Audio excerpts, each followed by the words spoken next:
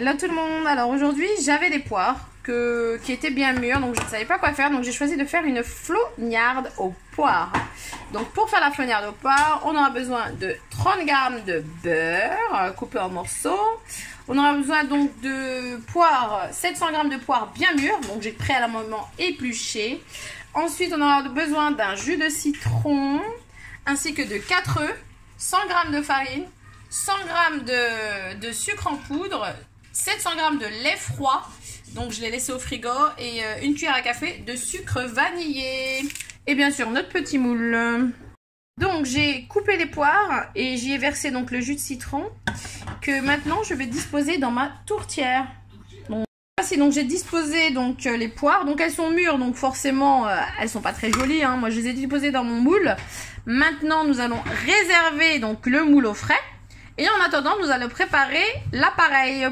Donc, pour faire l'appareil de la flognarde aux poires, il faut mettre donc dans le bol nos 4 œufs, que voici. Ensuite, on met nos 100 g de sucre. Et hop là. Ensuite, on insère le gobelet, doseur avec le couvercle. Et on met 1 minute à vitesse 3. Au bout d'1 minute, on va poursuivre la recette en y incorporant la farine, donc 100 g de farine. Hop, tout simplement. Et les 700 g de lait froid. Alors, une fois qu'on a mis donc les 700 g de lait froid ainsi que les 100 g de farine, on va rajouter donc le sucre vanillé, donc une cuillère à café bombé.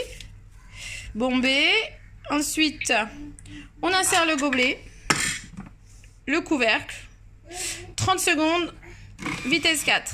C'est parti.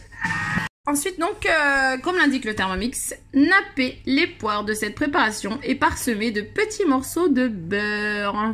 Donc, voici la préparation. Donc, on prend le tout et donc on met sur nos poires, hein, grossièrement. Voilà. Ouh là là, dis donc. Et ensuite, on va mettre des petits morceaux de beurre. Donc, il y avait 30 g de beurre. Voici les filles. Donc, j'ai nappé les poires donc, de la préparation. J'y ai parsemé ensuite des petits morceaux de beurre. 30 g au total. Donc, maintenant, il suffit d'enfourner 40 minutes à 210 degrés. Donc, je vous retrouve tout à l'heure après la cuisson. Voici les filles, la flognarde a cuit pendant 40 minutes à 210 degrés.